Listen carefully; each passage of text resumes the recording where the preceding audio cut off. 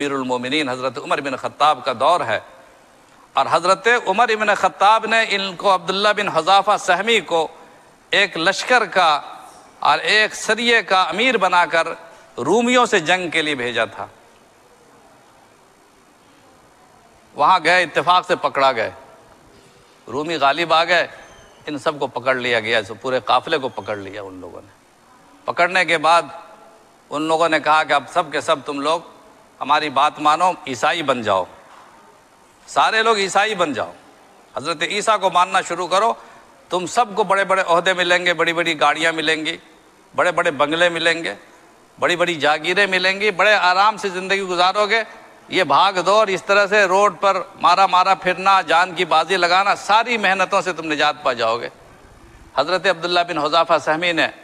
اور تمام ان کے ساتھیوں نے انکار کر دیا کہ ہم ایسا کبھی نہیں کر سکتے، ہم نے دامن رسول